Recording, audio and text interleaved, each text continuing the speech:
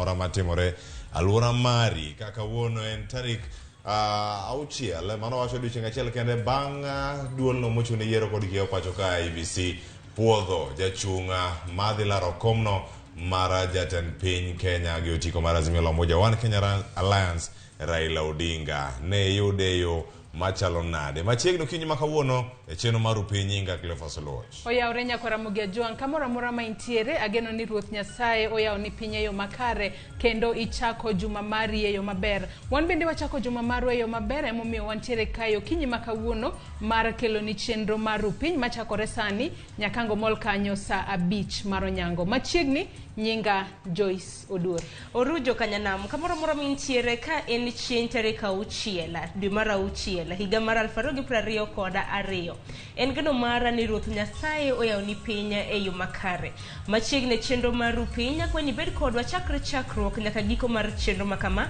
mabende dhi rumo sa 5 mar onyango nyinga Sharon Ong'awo Cleophas gi Joyce ayau ne good morning ne ka Joyce ngiya oyawre ahinya chiu maber Sharon achiu maber mak mana in amba chiu maber Cleophas gisenyisi ni wi ber kawuono erokamano poko kiki wasni poka tem ene ma okuongo nyisa ane wakuongo koni mana ber Cleophas chonade maber amor nenu kawuono Monday wacho ni it's a beautiful bright Monday Monday majaber ahinya ubedo gi weekend machalo na weekend mara na wacho ni iwacho gi dongere ni my weekend was restful ayueyo maber makendo wacho po odiochieng' makawuono to mari ber ahinya an bende obedo moro ma ukwe wagoni Nyasaye erokamano kata kamano tuke mopogore mane timore bore Nairobi kana nayudo thuolo mar neno Thapki gini Moya Venue Nairobi ka kana gitimo nyasi mo jok machal Thapki ma aromo kodgi kanyo kata tuke mopogore ta inya ne gitemo ne gin magu jende wacho ni ne gitimo tuke moko mag nyiso kaka jonego bedi timo yiero e yo moro makare tugo makamano nitiere awere mantiere oko ka gi talanta ageni chimore cheno mar pogore adhi tudi ga chiel kata riyo kuomgi mondo atem puonjo oganda kinde gi mo ntiere yiero gigi momiyo gitimo weche machalo kamano kata kamano mar bedo makare Sharon kata ka jogi kiani in kanye no chal nade an weekend na be nyakoro Ramogi jana ntiere county ma Kisii na Ramogi johera mag rupiny moko no wacho ni ako ote moso chopo kabisa ne wanyalo nyiso gi ni johera mag rupiny gi mbako romo mantiere county ma Kisii ineno ka Sharon ose uchwalo ote magu kata mos maru achiel kachiel okinyi makawuono warwako tingeni county ma Kisii koyo ngiche malogda Nairobi ngene Nairobi ka wacho ni koyo ngich to county ma Kisii ongich to chieng' rieny ongich gokinyi kama iwinjo mana ka oma maki kama godiochieng' bende iworo ni nyaka ibed gi sweat wacho ni maka ka gin islands mantiere gwenge wa maka luo pod gi mako wa maka piny kacha e Nyanza duto to gi machielo bende mane omako wangi ka nitiere weekend ka kata bende omako wanga gigi te matimore weche gi mag siasa mana ka waringo wana mapiyo nitiere campaign masane gore Nyanza ka nitiere ndara kata kidhi kata kane ipiyo kata kane ilor kata kane odhi ginam ineno gina nikech kata nitiere chula mopogore ma ji nyaka go e campaign ineno gwenge wa makaluo dhe nade campaign slich to kacha kendo Cleophas gi mana neno Cleophas gi Joyce kapo ni jachung' mar governor kata ne mbunge kata na MC nitiere mtokni nyamburko moko madongo rang'iny mar V8 ma wigi oyawre ni kanyo mineno ka mheshimiwa koro golo wi moso japiny oyawre uru mata ngino ringe apaya tan mana kama oyawre uru gona uru koro ngino pogre gi Nairobi ka to wanyalo wacho ni gisero mbulu e kor gwenge ma bore Nairobi ka wanyalo wacho ni ponono kwane mang'eny nikech Nairobi ka koro tingo ji te nitiere jogo madwaro kom ten piny Kenya gi kombe mopogore but kore gintiere ndara kata nyithindo gi mosa kata ka onge galamoro gin mana kanyo ginyamoso nyaka gwen gi diek jogi sumo Instagram TikTok ara okinyi maka wuono nyakora Ramogi Juang bende parni kaka wuono en chieng' no mar wuok tich bende wabiro bedo kod kaka wanene mabiro kelni kanyo kod VOJ mabiro chakore sa 2 mar okinyi nyaka anga ochop kanyo sa 4 mar onyango kama bang' mano kendo wabiro duogo kod atwaka kata ng'isi gigo matimore kor gwenge mapacho kaendi mano e chenro mar mbako romo kama bende wabiro tudre kod reporters magwa mayudore e kor gwenge ichakoro nwa ote mari kingiso ni ineno wa kainti intiere gwenge mage. An bende nyalo tudri koda e Facebook page mara ma Joyce Oduor, Twitter handle @JoyceOduor_, Instagram bende yuda Joyce Oduor, TikTok bende antiere Joyce Oduor_. Umagi duto nyako Ramogi Juang bed kodwa nyaka giko mar chenro makama. Abetudri kode mbui maga duto te koriwo TikTok, Instagram, Twitter gi Facebook iyuda @Sharon Ong'aw. Machiegni chenro makama nikech ma en Piny. Wayudo thuond weche. I now hereby present certificate for registration of Raila Odinga the Azimio Party presidential.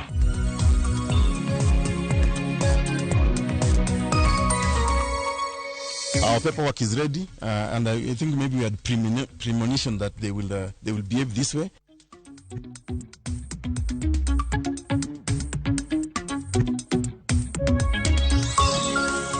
Tuo ma kodonjo to kelo chandruok, okelo rumo, okelo kuyo, okelo rem bende.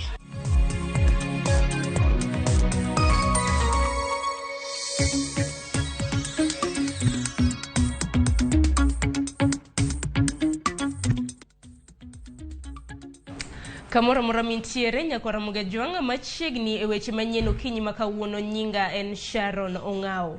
Kwachako ni koro en ayanga ni Raila Odinga dhi laro kom mar jatend piny Kenya gi otiko mar Azimio la Umoja One Kenya Alliance bang' kane opuodhi gi duol matayo yiero e pacho ka IEBC. Raila ne opuodhi e kar onyango manyoro makae to bang'e ocho nyaka e alap ma undugu mantiere Lang'ata e kampen mare mokwongo. Raila ne owuok e pare makaren ka en kod wuoth mar chopo Bomas of Kenya mondo puodhe kod IEBC. Mokwongo ne orawe kanisa mar All Saints Cathedral mar yudo lamo kapok ochomo Bomas.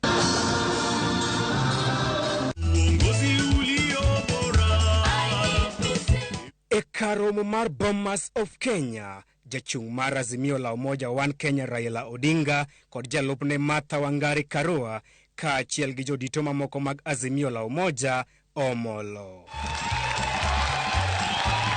Kar sa abich onyango, piny Kenya oyudo jachung' mar abich mar kom maduong' bang' Raila Odinga chopo dwach duol matayo yiero e pacho kae IEBC. So I now hereby present certificate for registration of Raila Odinga the Azimio Party presidential candidate. Bang' yudo thuolo mar laro tend piny Kenya kod otiko mar Azimio, Raila oyango ni kweth mare nigi yie ni IEBC nigi nyalo mar bago yiero maduong' mabiro e yo maratiro. We have confidence that the IEBC has got the capacity to conduct free and fair elections.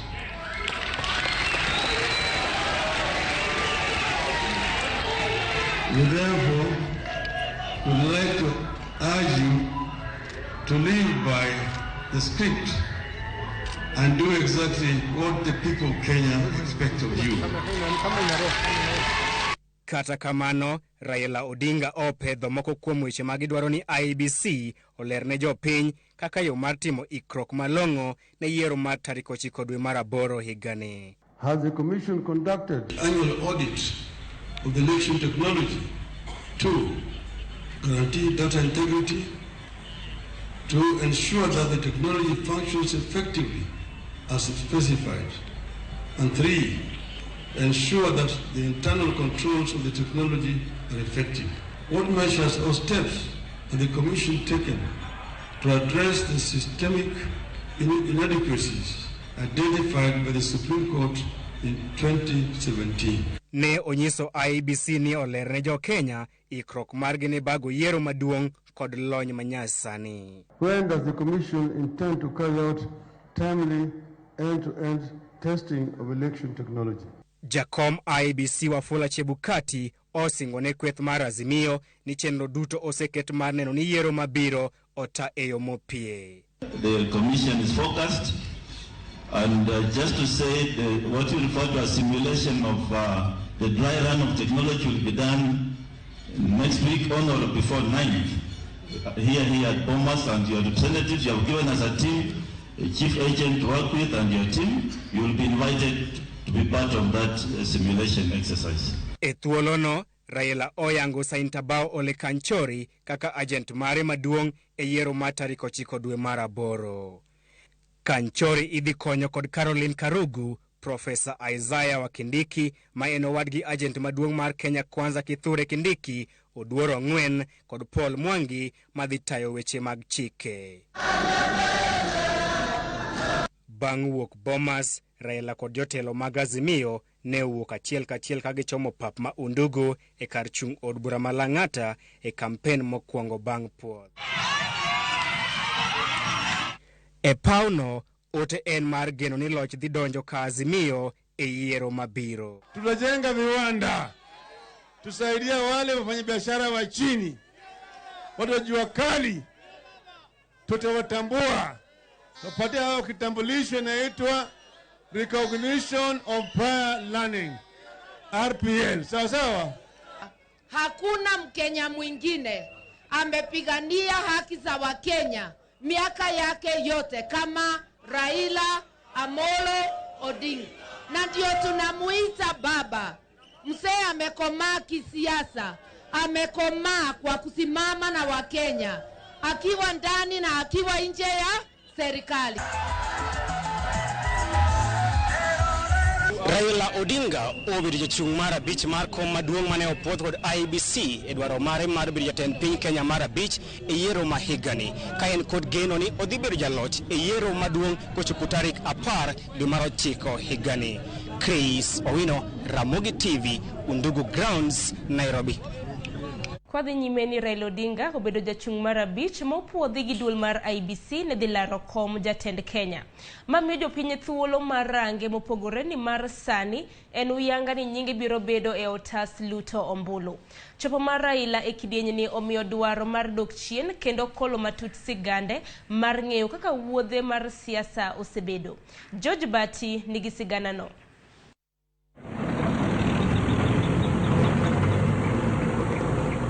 Motelo ne yudo loch mar piny Kenya kowuok e lwet jowagunda e kinde mane piny Kenya kedo mar riembo mbogo jarachar mane tayo piny Kenya. Tarik 7 dwe mar 1 1945, Jaramogi Oginga Odinga kod Mary Juma ne oyudo wendo, nyathigi mawuoyi.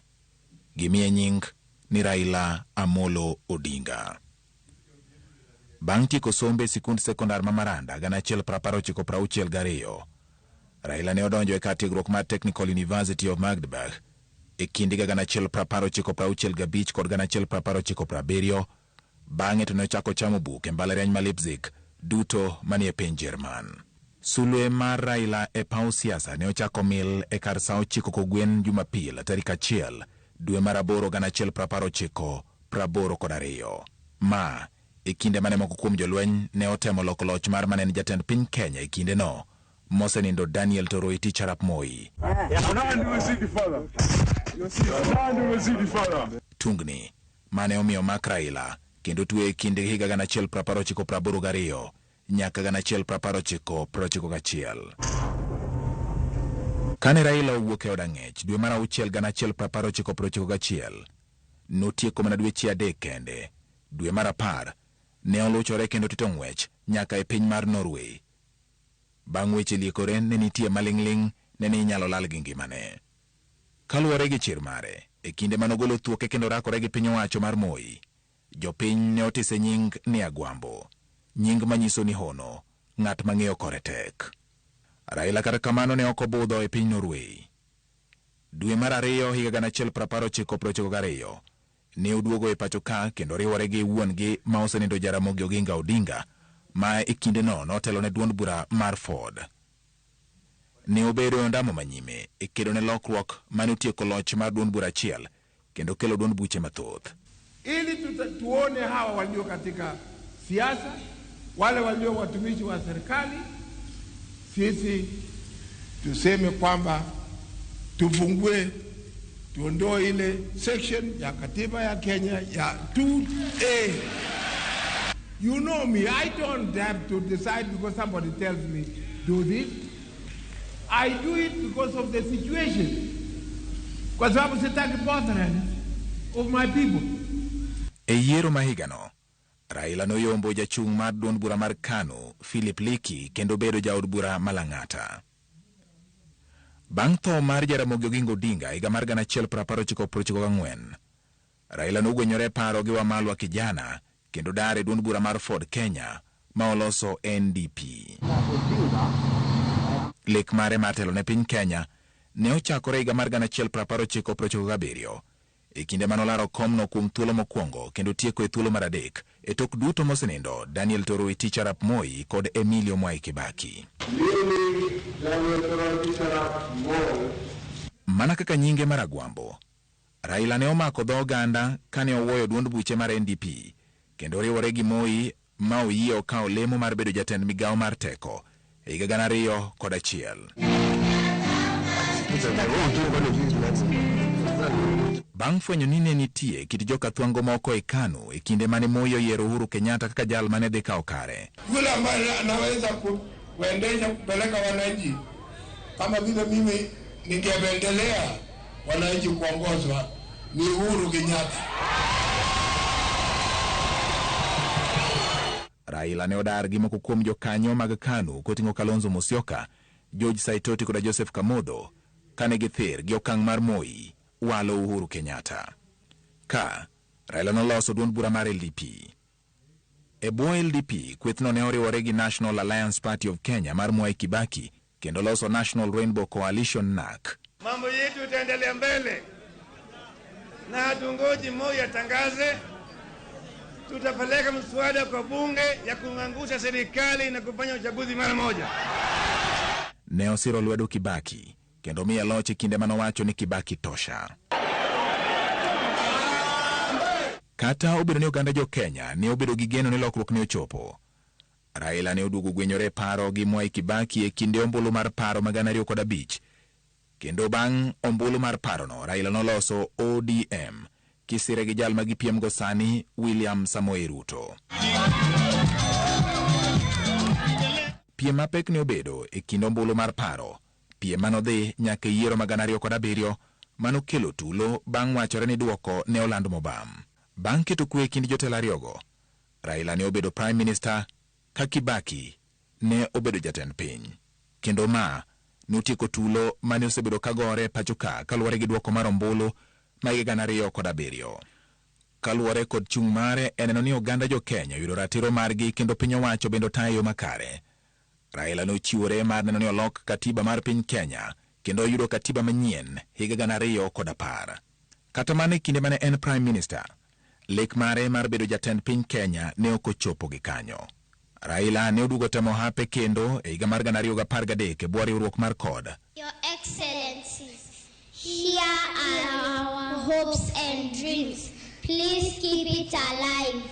Kata kamano, ne okochopo lekno. E higa mar 2017, kuom thuolo mar 4, Raila ne ochung' kendo e bwo riwruok mar NASA ka omanyo kom tend piny Kenya. Kata kamano, ne okolande kaka jaloch. Raila nokwedo duoko mar ombulu kendo jiwo jopiny mondo tamre mwandu mag moko kuom kembe mathurka. There was massive tampering with the IEBC final register of voters. The tallying process at Bomas of Kenya began with our agents being expelled from the center, thereby making the mandatory verification of results impossible. Ka bende, ema Raila nochame muma kaka jatend oganda. Raila Amolo Odinga. Tarik 9 dwe mar adek 2018, jatend piny Uhuru Kenyatta ne omosore gi Raila Odinga. Mosruok manotisi ni handshake, osiep mosebedo e kind jotelo ariyogo nyaka kaka wuono. Mondo chop lek mare e temo mar 5 mar manyo kom tend piny Kenya, Raila ne oketo sigana mar bedo jachung' mokwongo yiero ng'at mamiyo kaka jalupne. That I have picked as my running mate and Cabinet Secretary for Justice and Constitutional Affairs, the Honorable Martha Wangari Karua. Bang' puodho koda duol mochung' ne weche mag yiero koda kiewe pachoka IEBC kaka jachung' mar Azimio la Umoja One Kenya e laro kom jatend piny Kenya, Raila koro geno ni lek mare nyalo chopo kare e yiero ma tarik 9 dwe mar 8 higani kendo tel ne piny Kenya. George Bati, Ramogi TV. Erokamana inya George Bati. Jakwar Mugajong mwana sigand Raila Amolo Odinga siasa. Kwa nyime gi weche manyien eni jatenda Azimio la Umoja Raila Odinga odokne ute mag fwambo ewi kaka gitayo chenro magi.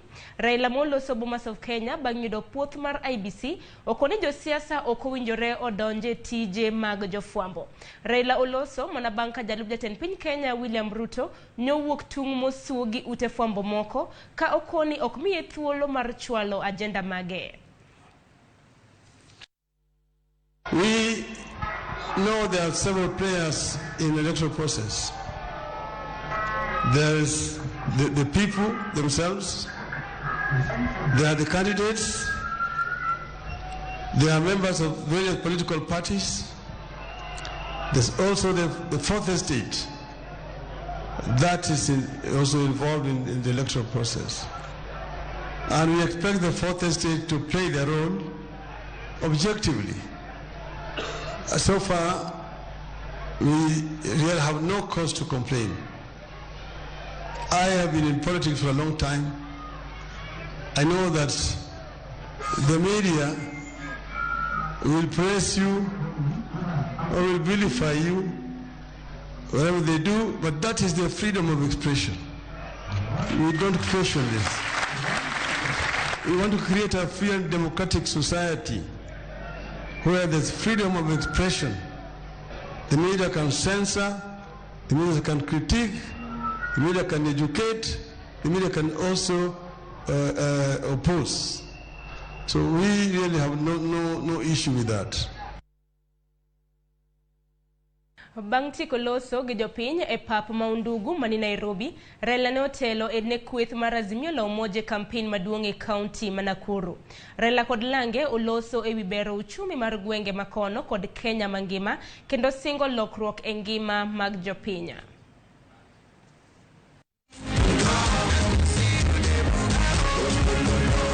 Raila no donjo Nakuru e yo makende. Mano bang' IBC puodhe ni odhilaro komtend piny Kenya dwe mar 8. Governor Lee Kenyanjui notelo ne jotelo mamoko e rwako Odinga gi jalupne Martha Karua e boma Nakuru. Jotelogo ne otiyo gi pauno mar siasa e puoyo Raila ka giwacho ni en kod oteku mar tayo Kenya kendo gin kod geno ni odhi donjo e apizno maduong'. Baba alikuwa anasema mimi nilikuwa Caleb na yeye alikuwa Joshua. Mlikuwa mkidhani baba ataenda Kanani abaki Kalonzo abaki nyuma. Wangapa anasema tutavuka zizi zote. E thuolo margi mar twak, Odinga gi Karua osingo ni lokruok rito Kenya tok dwe mar 8 ka jopiny omiyo gi thuolo mar donjo e State House. Tukaonana na bwana Chebukati na watu wake ana kwa ana. Wakaangalia makaratasi yetu yote. Tukasema ni tik. Hii farasi ingie kwa kiwanja. Sasa tuko uwanjani na tumeona punda vile vile yuko kwa kiwanja. Sasa ni mbio ya farasi na punda. Sawa sawa. Safari imeanza kirasmi na ni safari ya miezi 2 peke yake. Tunaomba mshikilie. Kiny Odinga biro sidha yanga manifesto mare alap manyayo bore Nairobi. Manifesto mawacho ni biro tieko midhiero mosebedo ka chando jo Kenya kinde duto. Wamama muelewe, huyu ni mama kama nyinyi. Shida zenu hatutasahau. Wazee muelewe, sisi ndio tunamchunga. Kwa hivyo nikiwa hapo na baba iko hapo, shida zenu hatuwezi sahau. Na Raila na Karua. Sasa inakuwa Raroa.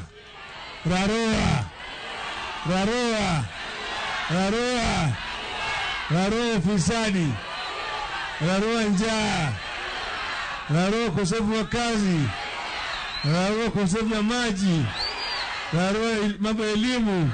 Kisera maneo bagi Nakuru no yuore gi governor mamoko kaka Charity Ngilu Makitui, James Ongwae Makisi, Hassan Joho Mombasa kache gi jatend migawo mar pur Peter Munya duto maneo yuayo jopiny mondo lutne Odinga gi Karua ombulu karomgi. Tafadhali na waomba kwa sababu ni kura ile yako iko kwa mfuko yako. usietupe pahali inaweza kutuletea shida. Tafadhali patieni Raila Amolo Odinga kura na Martha Karua. Baada ya kuidhinishwa, mahali ya kwanza ambaye angetaka kutembea ni hapa Nakuru, si ndio? Kwa sababu anafahamu mambo mazuri na makubwa inaanzia hapa. Sapar mar Odinga kachel kod Azimio mangima ochakore odiochieng' ma kawuono kuma Odinga Ramoni oikre mar telo ni Kenya dwe mar aboro. Odinga manoyuoro e kaunti ma Nakuru kosero ombulu koro okon jopiny makuondegi mondo ochung' kode e yiero mar dwe mar aboro mane ni lek mare ochopo kare. Eric Owenga, Ramogi TV, Nakuru County. Odiochieng' ma kawuono Raila Odinga igeno ni biro yango chenro mare ma en go ne jopiny kaponi oyiere. Mano motisi ni manifesto. E temo mare mar abich, Raila igeno ni biro bedo kod singo mathoth kalure kod thuolo mosekao ka olaro kom maduong'no to kod okang' ma Kenya osego chakre higa mar 1997 mana Raila otemo manyo komno mokwongo. Edwin Okoth kolonwa moko kuom singo mag uchumi ma Raila nyalo golo e romo ma kawuono mabende obago. Kakoro Raila Odinga oseyudo puoth kaka jachung' e kom mar tend piny Kenya yiero maduong' higani, oganda ni kod siso mar winjo gigo ma ogai mar Azimiono ni godo ka gimiye thuolo dwe mar aboro. Pek mar ngima osebet kaidho, yuto mag oganda mathoth ojwer, kendo piny bende ni kod pek mar hola masani osekalo siling trilion 8. Ma keto pek mag singo mar Raila dhi golo kaka uchumi mar Kenya nyalo dhach e ndalo mabiro. E moko kuom rombe ma osebet godo, Raila osebet kalieko ni kedo kod dhier, tieko ngaji ma osekwako moko kuom gwenge ma pachoka, pero alwora mar timo hala kaachiel kod tieko mibadhi, giduoko pek mar gowi ma Kenya ni godo piny, gin moko kuom chenro mage mag nyayo uchumi mar Kenya.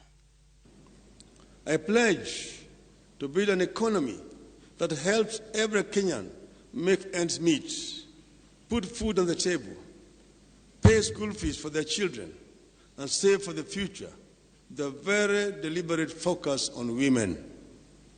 Jiwo uchumi mar mine kod rowere en moko kuom singo ma jalar tend piny Kenya kod duond bura mar Azimio One Kenya Alliance no osechako chopo kaluwore kod yiero mar jalupne ma en ng'at mamiyo Martha Karua. Chugo migawo mar piny owacho mabiro konyo rowere mondo dongre ka imiyogi fuong'ruok e chudo mar osuru kod jiwo kembe mamiyogi tich gin moko kuom yore ma Raila chano jiwogo uchumi mag jogo matindo. A pledge to create a standalone ministry for youth affairs and mainstream appointment of the youth in the Azimio government, in addition to tax holiday for the youth enterprises and tax incentives to organizations that employ the youth. Migawo mar pur en achiel kuom sirni madongo mogik mag uchumi mar Kenya. Jopur osebet ka ywak ni nengo mag gik moko idho. Migawo no emano kodongore kata matin kaluwore kod lipod duol mochung' ni chiwo kwan e lo piny owacho KNBS. Singo mag Raila igeno ni biro miyo migawo mar pur pek moromo. I pledge to take technology to farmlands across Kenya and revolutionize agriculture. Help farmers produce more and benefit from the sweat of their labor through farm subsidies. Tend kor gwenge ma osebet ka kedo mondo mednegi omenda bende geto winjo paro mar medo omenda ma imiyogi kowuok e piny owacho mamalo chakore 15% nyaka 35%.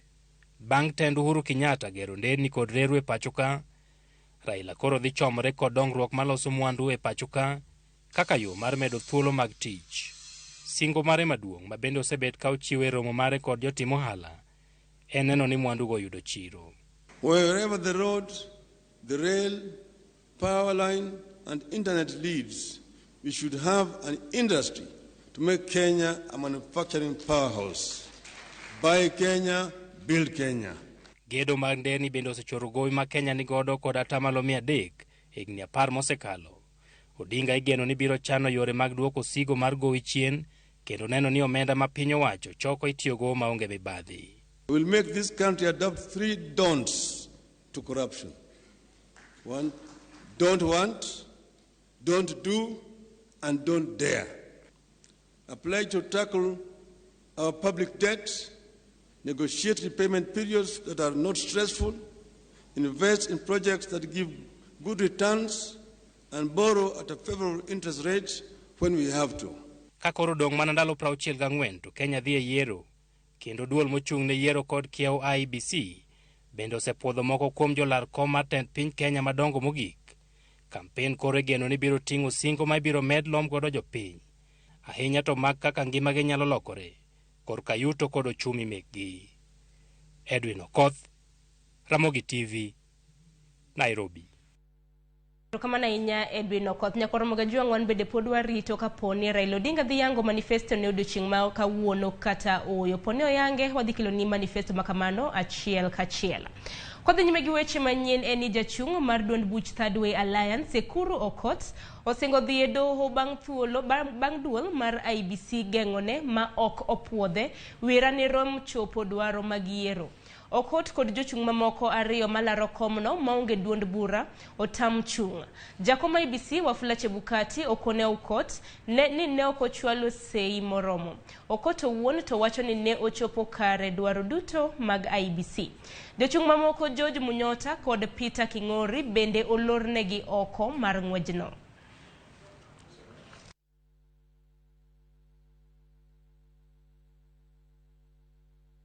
So for those reasons, I reject your application for nomination as a presidential candidate. The IEBC has so far verified supporters to propose constitutional amendments without the identification documents. Why is there a higher threshold for 48,000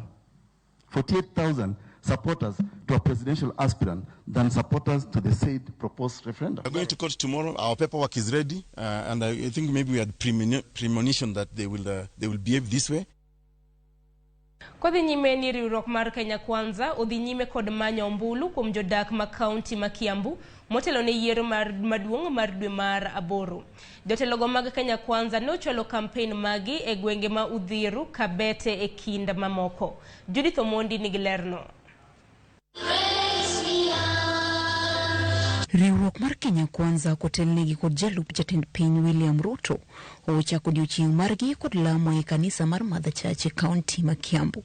Kopogore kod chiemb chuny mane ochiw gi jodolo, mathoth mag siasa bende ne owachi e kar lamono. Siasa go mag goyo debe ne William Ruto ne lemo mar jatend piny Kenya. Jodaki kaunti ma Kiambu to kwayo Ruto mondo losnegi yore poni odonjo e telo. Ukipata nafasi ya kutembea hapa tena na wakati umekalia kiti tutakuomba ukuje. Ukumbuke kwa hiyo kazi yenye umesema utafanya ukikalia kiti haka kabarabara kahapo sisi tutakuambia utuwekee lami. Weche mag dongruok kod somo bende gin moko mane jotelogo loso ye motegno. Kwa sababu tumesikia wengine ukituambia kwamba tukikopa pesa tunatumia tu pesa za wengine alafu tutajenga mabarabara na mambo itakwisha. My friend, tusidanganyane. Bang' romo e kanisa, josiasa go ne obago romo mag siasa gi jopiny kolimo gwenge mag Uthiru kod alworane. Tuweke mpango ambayo itasaidia kila mwananchi, badala ya kulipa rent shilingi 8,000 ama 10,000, wewe ulipe mortgage ya shilingi 8,000 ama 10,000. Baada ya miaka 15 hiyo nyumba inakuwa yako, unaishi hapo na inakuwa ni mali yako. Tumekubaliana na polisi tukiwatekelezea mshahara, wakipatana na wewe usiku wakuweke kwa gari, wasikupeleke polisi, wakupeleke mpaka kwako nyumbani.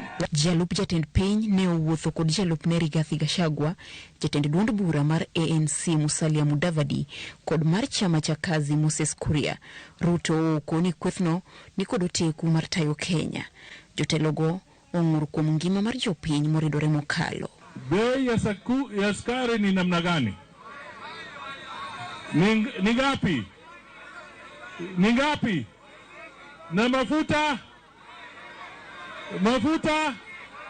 hata nisiseme. Kwa hivyo ugali haionekani, maziwa haionekani. Mimi nakwambia namuluya kama mimi na Mushuma. Gisingo tingojo ohala matindo malo kendo gero ne gichirni. Na hakuna njia ingine ya kuondoa ama kupunguza gharama ya maisha. Ni tuwasaidie wakulima wetu, watuzalishie chakula ya kutosha, chakula ifike hapa kwa bei nafuu, ili kila hasla aweze kusimamia na kulisha familia yake. Odiochieng' ma kiny riwruok mar Kenya Kwanza biro bago campaigns maggi ugwe mar Kenya. Judith Omondi, Ramogi TV. Pogregi County ma Kiambu atiri nyake County ma Homa Bay kama bende jalar kom governor ma Homa Bay Evans Kidero opuodhi ne dhi laro komno. Duol mar IBC opuodho Kidero ma ochung' maonge duond bura mora. Kaka jafombo marwa ma Homa Bay Ali Abich lero, Kidero bende gikone oyango jalupne ma en Elijah Odondi Kodo.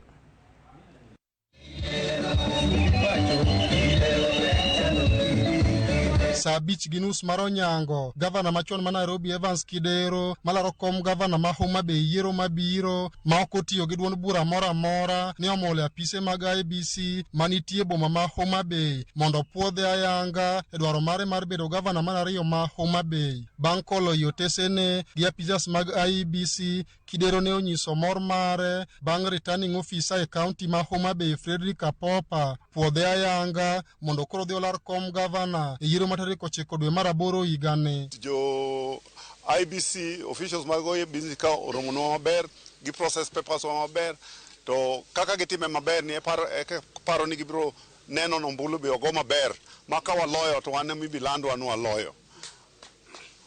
Wan wabiro tiyo. Bang' puoth mare, Kidero ne wuotho achiel kachiel kod johera mage ka gidonjo e boma ma Homa Bay nyaka e alap mokiyo gi kar Juakali ma Homa Bay kama ne otwake gi jopiny kapok odhi nyime kod rally mare. Kuom kinde malach, Kidero osebedo ka oling' e wach yiero jalupne kendo kawuono ne wuok ayanga kendo yiero mane en jakom board ma ochung'ne ndiko jotich e county ma Homa Bay Elijah Odondi Kodo kaka jalupne. This is the beginning of the work that is going to deliver Homa Bay Manien, where there'll be a big difference in people's lives, where we would add value and make a difference to the 1,039,000 people who live in Homa Bay County. I want to congratulate people of Homa Bay for coming out in large numbers today to welcome the governor as he presents his paper.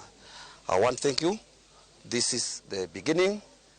This team is going to deliver. Kidero koni en kod agenda boro madongo mag dongruok ma odwar yego county ma Homa Bay poni obiro yiere komno kama oting'o bero sekta mar thieth, sekta mar somo, chugo thuolo mag tije ne rowere, tieko nok mar pie kind mamoko. Homa Bay chwakaendi osiptandwani ni ka in gi kansa to nyaka idhi mana Eldoret, nyaka wabed gi cancer center Homa Bay ka. Wan gi ECD classroom classes kam 991. Bang' higni 3 wasegero gi te mwaketo desk ma kidi ok chwo nyithindo nyathi nikech sani kidi ma nyithindo bede chwo sienda nyathi ma kata gima japuonj puonjo ok owinji. Bende okwayo siasa mar kwe county no e kinde ma koro chenro mag campaign dhi nyime ma otelo ne yiero maduong'. Ka ging'e ni dhi yombgi, tang'o miyo giketho saa gi kiny gitero, ok giweya weya. Nikech jakuo ma jakuo adiera be nyalo mchiki ne bro kwadi. Bang' yudo puotho ayanga gi duol mar IBC Dr. Evans Kidero kochako ayanga wuodhe madwaro bedo governor mar ariyo e county Homa Bay ka kochopo tarik 9 dwe mar 8 higani. Dr. Kidero koro biro rakore debe kod jachung' mar ODM Gladys Wanga ma bende notero boke mage mag puoth odiochieng' makiny e apise mag IBC e boma ma Homa Bay. Alia Beach, Ramogi TV, Homa Bay. Nekoro magajiwan ko wuke county ma Homa Bay wadhi nyaka county ma Siaya kama be wayudo ni jachung' mar UDA manero malaro kom governor ma Siaya Millicent Adhiambo Oduor ogeng'ne gi IBC ni ok onyal laro kom onogono ma otimore mana bang' kanyo osepuodhe ne ng'wejno.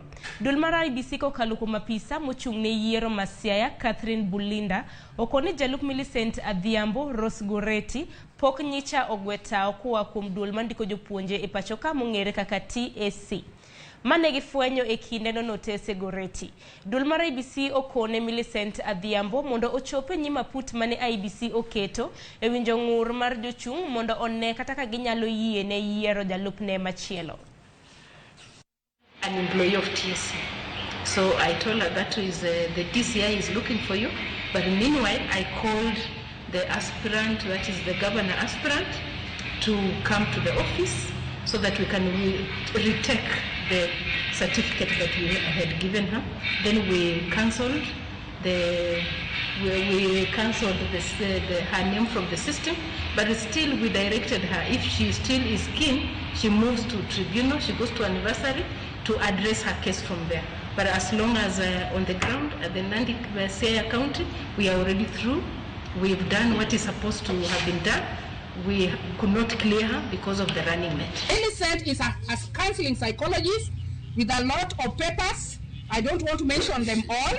Experience over 21 years, and now at the moment is here to help people, because in the professional mental health, we learn a lot regarding human beings, and that is why I'm here. And even if I'm with these people here, I can tell what Siaya people are struggling with.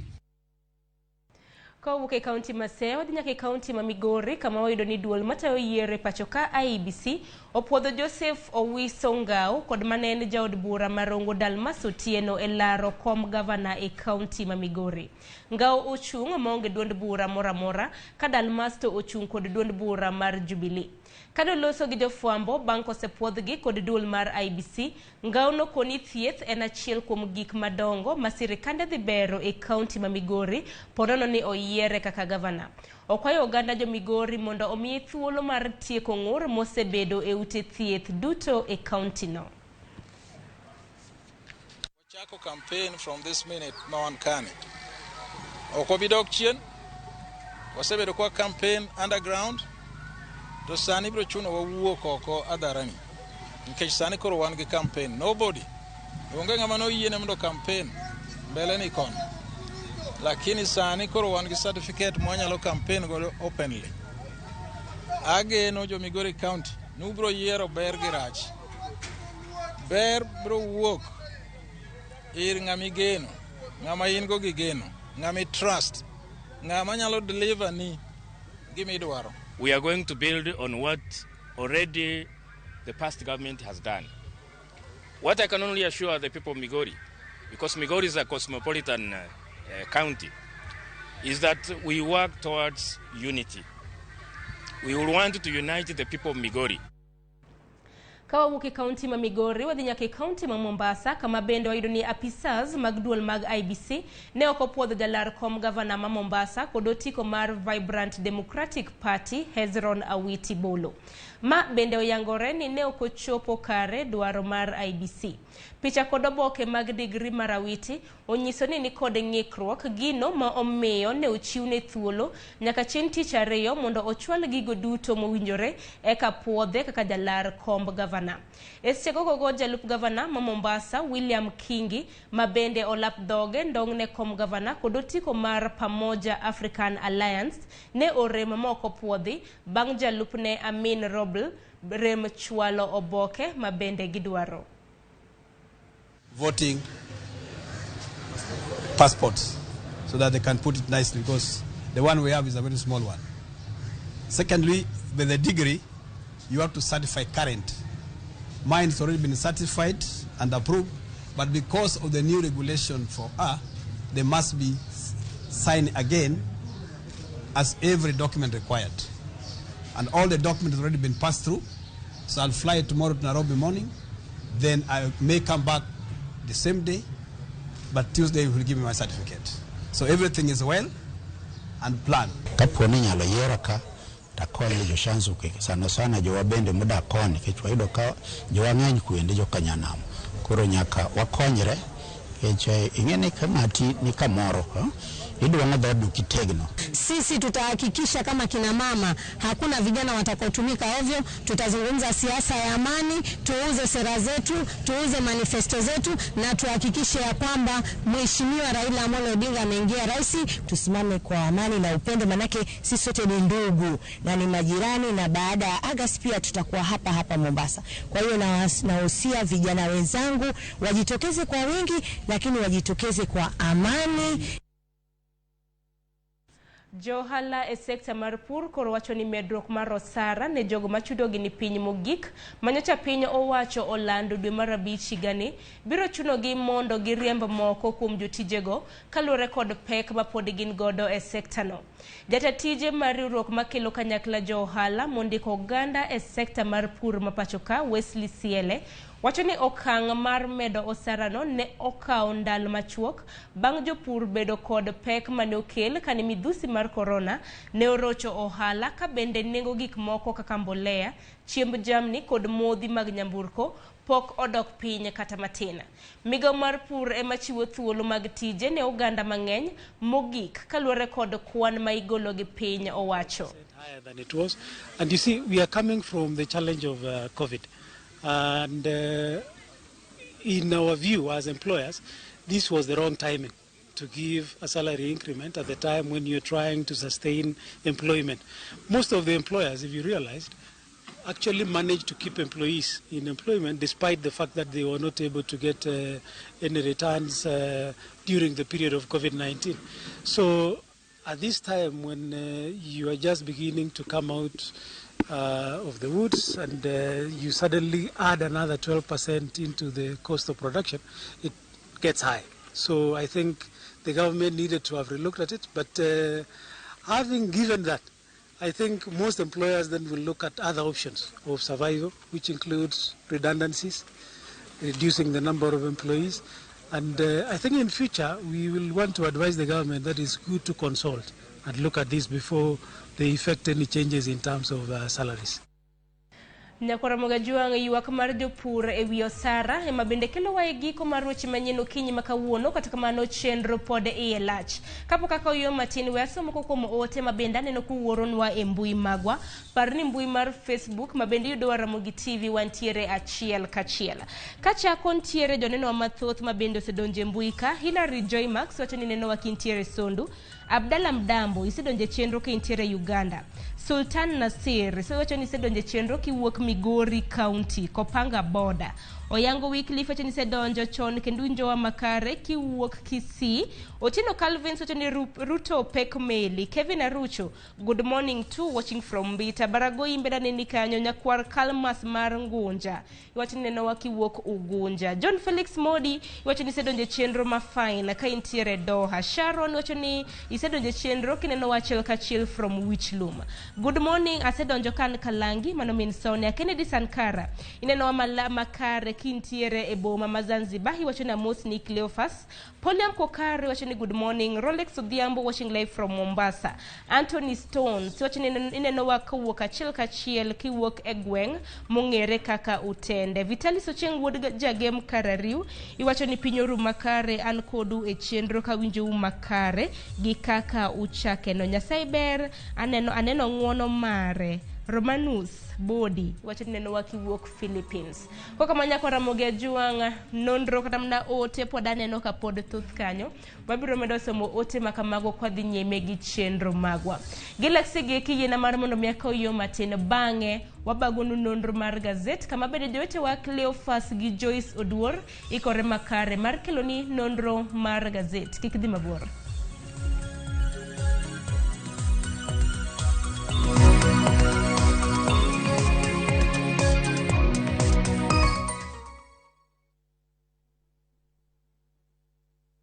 Making and receiving payments has never been this easy. Introducing ViewPay Cashless. Unaweza collect fare bila hassle ukitumia ViewPay Cashless till number or taking a boda. ViewPay Cashless itakusort. Tembelea